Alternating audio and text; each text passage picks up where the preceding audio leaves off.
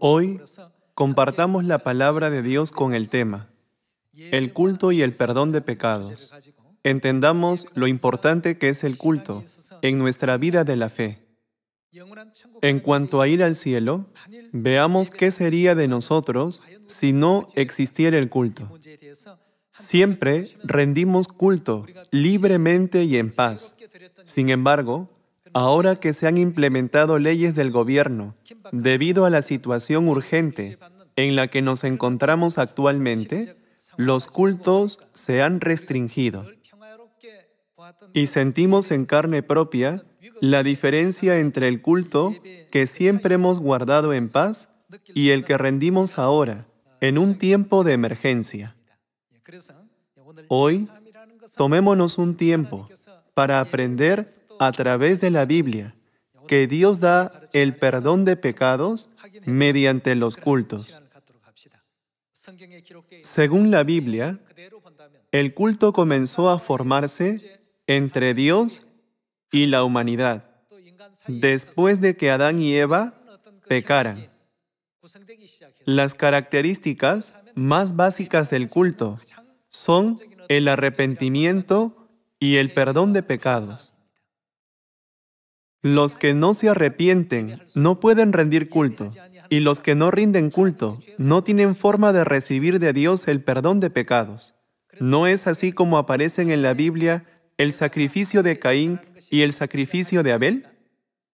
Sacrificio y culto son sinónimos. El culto de Abel y el culto de Caín, ¿por qué rindieron culto?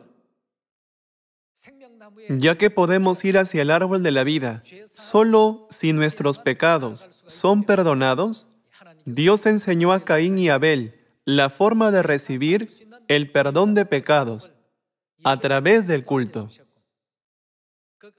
Y después de Caín y Abel, muchos ofrecieron sacrificios, derramando sangre de animales cada vez que rendían culto a Dios. Miles de años pasaron así, hasta los días de Moisés. En el tiempo de Moisés, comenzó a establecerse la estructura para el culto.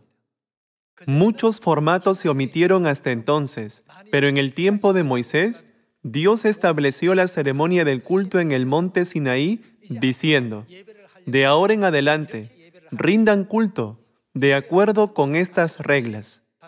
Esta es la ley del antiguo pacto. En pocas palabras, Dios les enseñó a rendir culto en el antiguo pacto.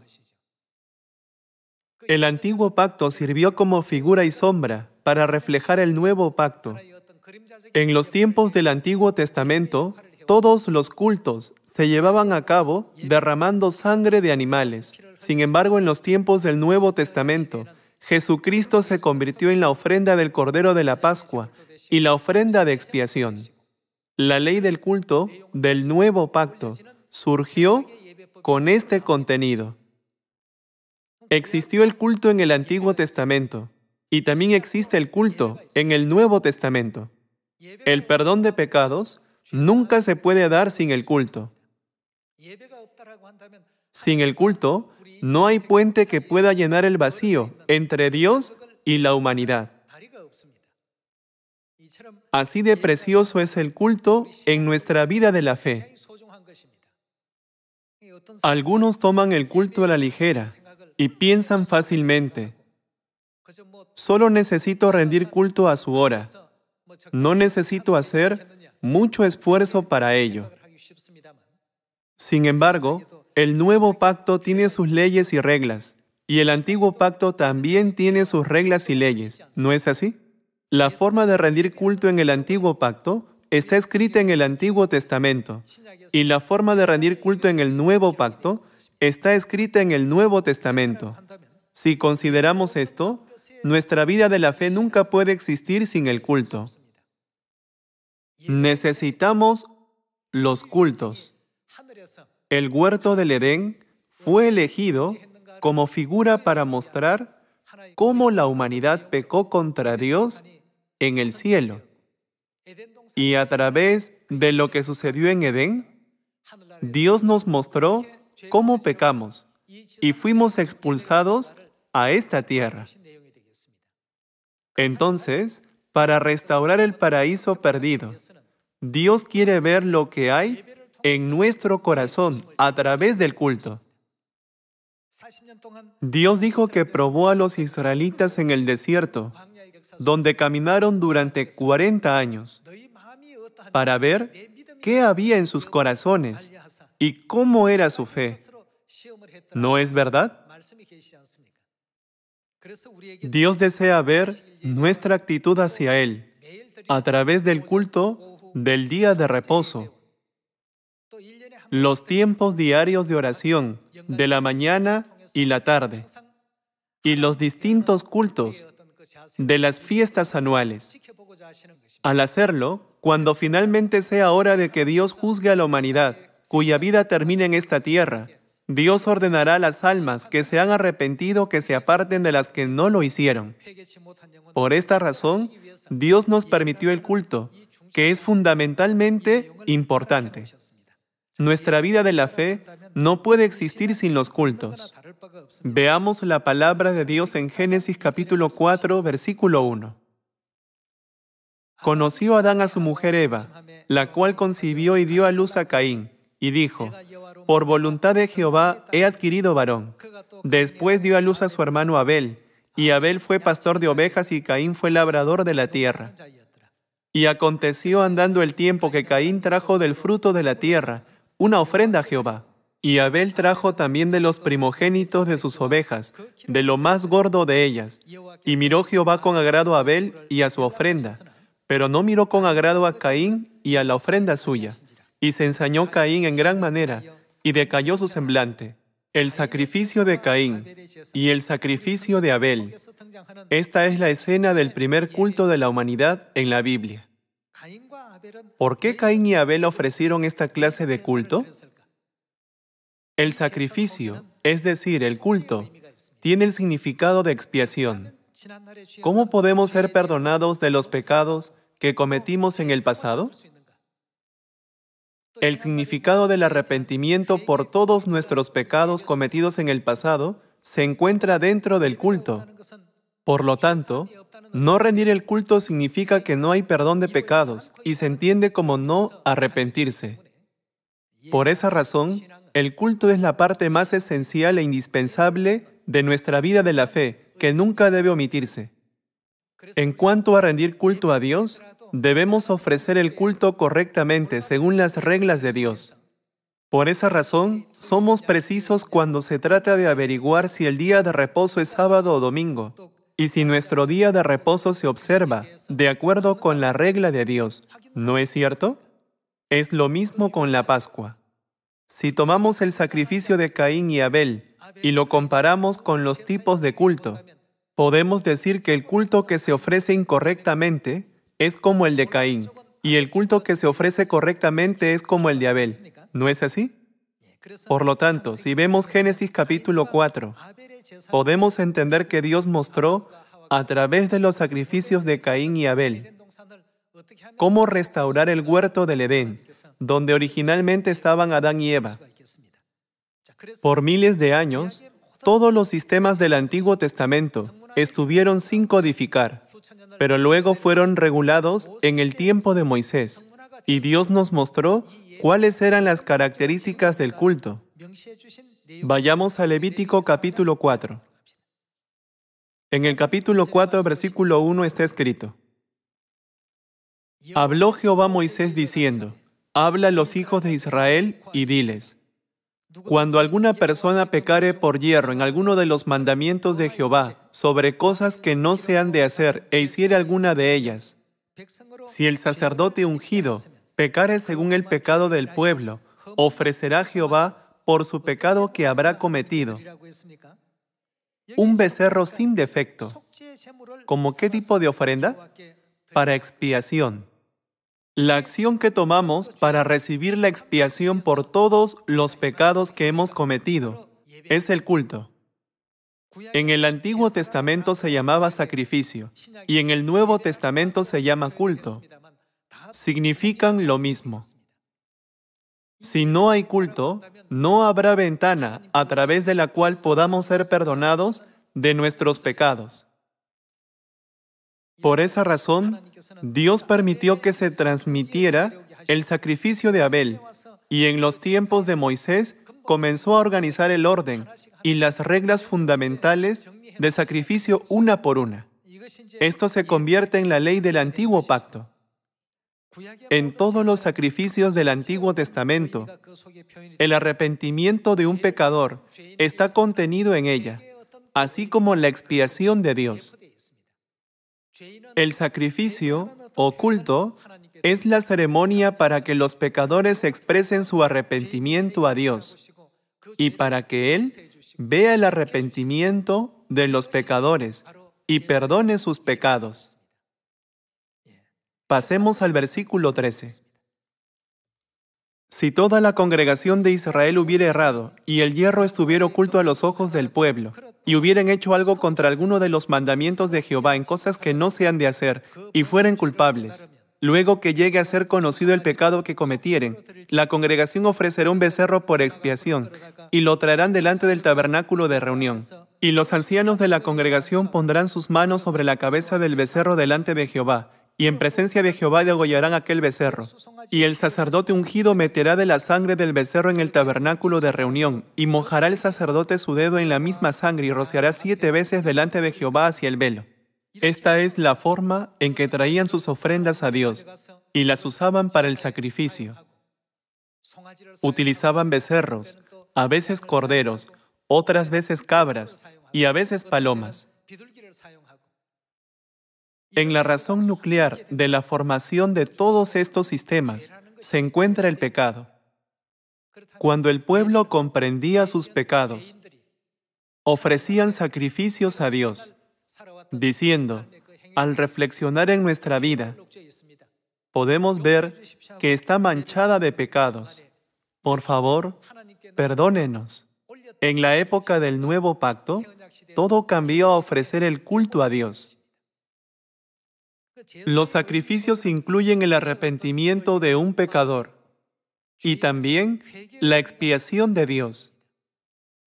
Si no tuviéramos la promesa o pacto de Dios, que ahora se llama culto, los pecados que cometimos en el cielo y que nos llevaron a ser expulsados a esta tierra no podrían ser resueltos por nada más. Mucha gente dice, solo tenemos que creer en la preciosa sangre de Jesucristo derramada en la cruz. Eso es todo lo que necesitamos hacer. Piensan que aunque no se ofrezca culto ni sacrificio a Dios, se puede hacer todo. ¿Cómo llama la Biblia a la fe sin obras? Una fe muerta. Dios explicó que si comprendemos nuestro pecado y nos arrepentimos de éste, entonces debemos expresarlo a través de obras. Cuando Jesús estableció el nuevo pacto, expresó, hagan esto, ¿no es así? No dijo, consideren esto. Todo este mandato requiere obras. Si conectan los 66 libros del Antiguo Testamento y del Nuevo Testamento, se trata del sacrificio, es decir, del culto. ¿Quién es Jesucristo según el orden de Melquisedec? Es el sumo sacerdote. ¿Qué hace un sumo sacerdote? ¿Hay necesidad de un sumo sacerdote si no hay sacrificio? No. Ya que existen sacrificios en el nuevo pacto, se necesitaba el sacerdote Melquisedec. Sin el culto, la regla del nuevo pacto, que es la forma de adorar en el orden de Melquisedec, e incluso el orden del nuevo pacto en sí mismo, no tienen sentido, puesto que el arrepentimiento, el perdón de pecados y la expiación están incluidos en el culto. Cada momento de adoración debe tomarse en serio y con el máximo cuidado. ¿Qué es el culto? ¿Es solo orar y cantar alabanzas? Debemos orar y cantar alabanzas, conociendo su importancia y significado. Nuestra oración y alabanza deben contener nuestro sincero arrepentimiento llevados a cabo con todo nuestro corazón, con toda nuestra mente con todas nuestras fuerzas y con toda nuestra alma. La forma de pedir perdón a Dios y transmitir nuestro arrepentimiento es solo mediante el culto que hoy rendimos. En los tiempos del Antiguo Testamento, ¿qué hacían las personas con los animales cuando afirmaban, ¿merezco morir como este animal? Los mataban. Allí, los animales derramaban sangre. La muerte de los animales fue un sustituto de nuestra muerte. Se suponía que moriríamos como ellos. Sin embargo, se sacrificaron animales y murieron en lugar de nosotros. El significado de ofrecer sacrificios de animales para Dios era el culto. Existía el sacrificio del día de reposo, del holocausto regular cada mañana y tarde, y también de cada fiesta anual. Si no tuviéramos estos cultos, no habría manera de ser salvos, tener vida eterna o ir al cielo. Por esa razón, el culto es muy importante para nosotros. A través de cada culto, reflexionamos sobre nuestros pecados. Por eso hoy estamos guardando el día de reposo, arrepintiéndonos de nuestros pecados. El culto no es solo cantar alabanzas, orar y escuchar el sermón del pastor. Durante el culto, debemos presentarnos ante Dios con un corazón arrepentido y contrito. Un cordero, un macho cabrío o un becerro eran sacrificados por los pecadores que debían morir. Debemos ser conscientes de que merecemos morir como los animales que eran sacrificados. Estas ofrendas que eran presentadas a Dios eran sacrificios en lugar de nosotros. Por ello, a través del culto del día de reposo, debemos recordar el sacrificio de Cristo, que vino a esta tierra y fue crucificado en lugar de nosotros. Para que nos acerquemos al trono de gracia con confianza, debemos reflexionar todos los días. Por esto participamos en el culto, ¿no es así? Todos los sacrificios del Antiguo Testamento contienen el arrepentimiento de un pecador y la expiación de Dios. Confirmemos esto a través de Levítico, capítulo 16. En el capítulo 16, versículo 6, se lee: Y hará traer Aarón el becerro de la expiación que es suyo, y hará la reconciliación por sí por su casa. Después tomará los 2 machos cabríos y los presentará delante de Jehová, a la puerta del tabernáculo de reunión. Y echará suertes Aarón sobre los 2 machos cabríos, una suerte por Jehová y otra suerte por Azazel. Y hará traer Aarón el macho cabrío sobre el cual cayere la suerte por Jehová, y lo ofrecerá en expiación. Mas el macho cabrío sobre el cual cayere la suerte por Azazel, lo presentará vivo delante de Jehová para hacer la reconciliación sobre él, para enviarlo a Azazel al desierto. Reiteradamente se lee: nuestros pecados son expiados y perdonados. Recibimos el perdón de pecados. Estas son las palabras principales del culto.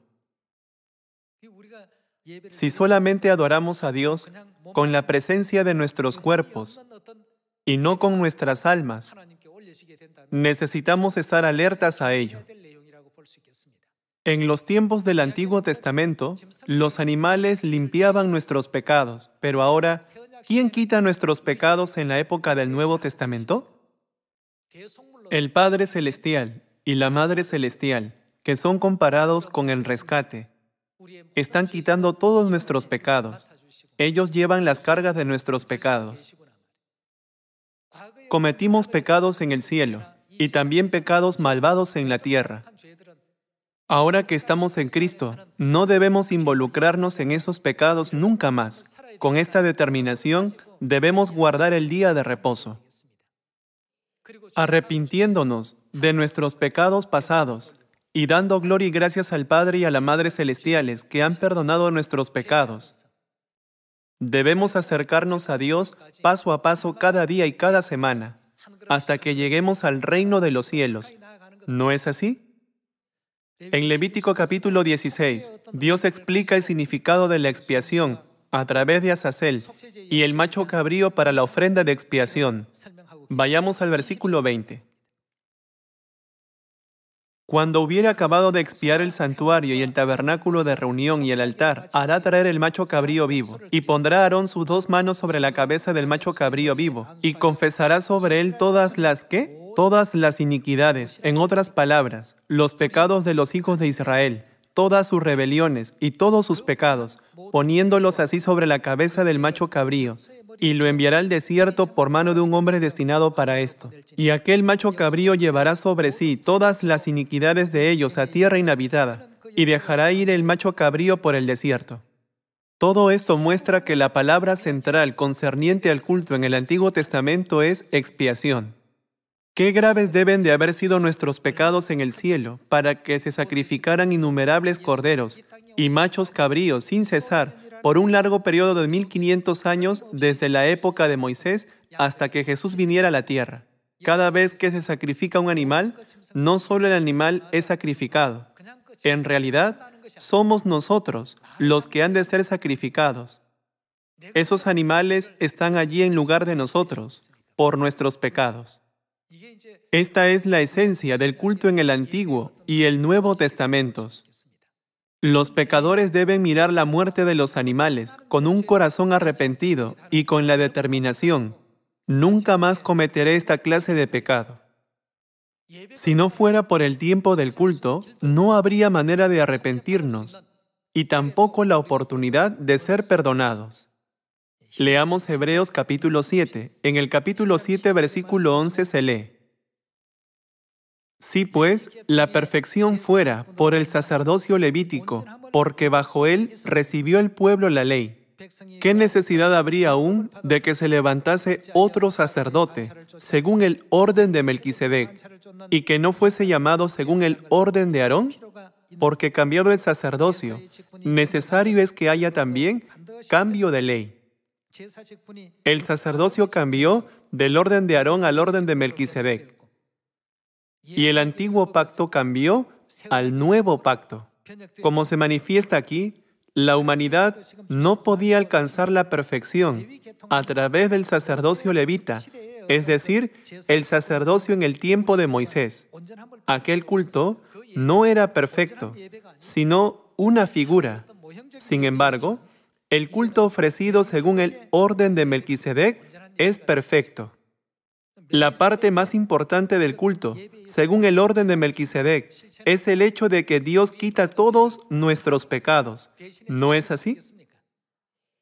Dios Padre y Dios Madre perdonan nuestros pecados y nos conceden la potestad de ser hijos de Dios y restauran nuestro eterno hogar celestial a través de su preciosa sangre, a fin de que podamos tener vida eterna y bendiciones. ¿No es este el gran amor de Dios derramado sobre nosotros mediante el culto? Teniendo esto en mente, vayamos a Hebreos capítulo 7, versículo 21.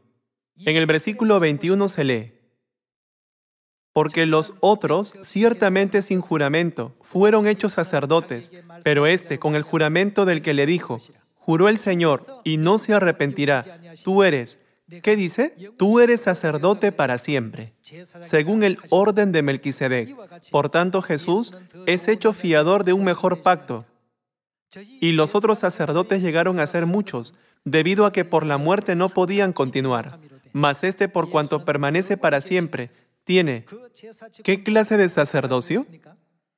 Un sacerdocio inmutable. Jesús vino a esta tierra y se sacrificó por la humanidad a través del sacerdocio del nuevo pacto. ¿Qué clase de sacerdocio ofrece este culto? Un sacerdocio inmutable. Su sacerdocio nunca cambia. Es inmutable. Si Jesucristo tiene un sacerdocio, no significa que hay un sacrificio que ofrecer a Dios. Solo cuando hay sacrificio se necesita un sacerdocio. Y por tanto, es necesario un sacerdote. ¿No es cierto? Continuemos con el versículo 25. por lo cual puede también salvar perpetuamente a los que por él se acercan a Dios. ¿A través de qué pudo salvarlos? Mediante el sacerdocio que mantiene permanentemente. Jesús salva completamente a los que vienen a Dios, viviendo siempre para interceder por ellos. Esto es lo que la Biblia nos enseña. Entonces, ¿qué clase de sacerdocio tiene Jesús? Veamos Hebreos capítulo 5, versículo 8. Y aunque era hijo, por lo que padeció, aprendió la obediencia, y habiendo sido perfeccionado, vino a ser autor de eterna salvación para todos los que le obedecen. Y fue declarado por Dios, ¿cuál es su título? Sumo sacerdote, según el orden de Melquisedec. El hecho de que haya un sumo sacerdote implica que hay sacrificio, es decir, un culto para adorar a Dios. Puesto que Jesús es el sumo sacerdote según el orden de Melquisedec, necesitamos entender correctamente cuál es el orden de Melquisedec. Melquisedec aparece en Génesis capítulo 14, versículo 17. Él fue el sacerdote que bendijo con pan y vino a Abraham cuando lo conoció.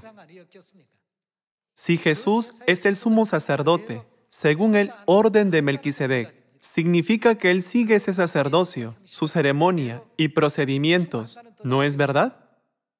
¿Quién lo hizo? La Biblia indica que Jesucristo es el sumo sacerdote, según el orden de Melquisedec. Entonces veamos cómo Jesús llevó a cabo el sacerdocio de Melquisedec en Mateo capítulo 26, versículo 17. El primer día de la fiesta de los panes sin levadura, vinieron los discípulos a Jesús diciéndole, ¿dónde quieres que preparemos para que comas la Pascua? El símbolo de Melquisedec es el pan y el vino. Veamos cómo Jesucristo, que siguió el orden de Melquisedec, realizó el orden del sacerdocio del sumo sacerdote en el versículo 26. Y mientras comían, tomó Jesús, ¿qué? El pan, y bendijo y lo partió, y dio a sus discípulos y dijo, tomad, comed, esto es mi cuerpo. Y tomando la copa, y habiendo dado gracias, les dio diciendo, bebed de ella todos, porque esto es mi sangre del nuevo pacto, que por muchos es derramada, ¿para qué? Para remisión de los pecados. Así como Melquisedec bendijo a Abraham a través del pan y el vino, ¿qué hizo Cristo como sumo sacerdote con el sacerdocio de Melquisedec en los tiempos del nuevo pacto? ¿Qué estableció Jesús con el pan y el vino? Estableció el nuevo pacto. En Juan capítulo 6, versículo 54, con respecto al nuevo pacto, Jesús expresó, el que come la carne del Hijo del Hombre y bebe su sangre, tiene vida eterna, y yo la resucitaré en el día postrero. Ya que tenemos la carne y la sangre del Hijo del Hombre, Dios nos reconoce como sus hijos y nos señaló. ¿No es cierto? Hermanos, ¿a través de qué se lleva a cabo este pacto?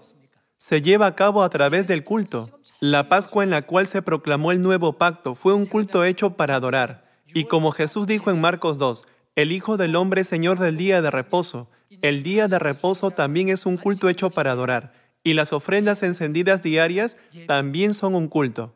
En todos los procedimientos donde los pecadores se arrepienten, reciben el perdón de pecados y restauran el eterno reino de los cielos, no podría haber arrepentimiento ni perdón de pecados si no fuera por el tiempo del culto. Todos queremos ir al reino de los cielos. El simple hecho de ofrecer un verdadero culto que puede ser aceptado por Dios muestra que somos los más bienaventurados entre los 7,000 millones de personas en el mundo. ¿No es verdad? Dado que el orden de Melquisedec es un sacerdocio inmutable y es el orden del culto que nunca cambiará, permanezcamos en este nuevo pacto hasta el final y demos gloria al Padre y a la Madre, y regresemos a nuestro hogar celestial. Con esto quisiera concluir el sermón de hoy. Muchas gracias.